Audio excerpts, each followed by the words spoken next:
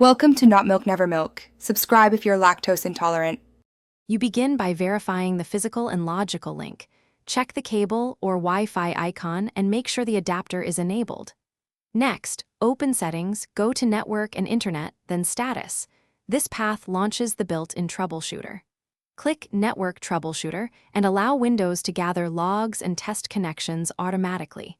This gives you targeted tests instead of guessing. Once done, note the initial fault name Windows reports, so the next steps are precise and efficient.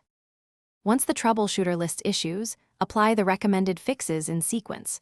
Restart the network adapter first, because it often clears transient faults. If IP problems appear, open command prompt as admin and run ipconfig/release, ipconfig/renew, then ipconfig/flushtons to clear stale addresses and DNS entries. Make sure to reboot the adapter afterward. If the tool suggests restarting the router or modem, do that next and then retest, so you confirm whether the problem was local or upstream. If basic fixes fail, perform advanced resets.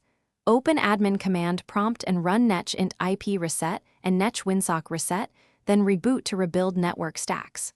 Also temporarily disable VPN or third-party firewalls to rule out software interference. Once done, test connectivity again. Make sure to re-enable protections after. One key troubleshooting tip: if problems persist after these steps, try a recent system, restore point, or contact your ISP.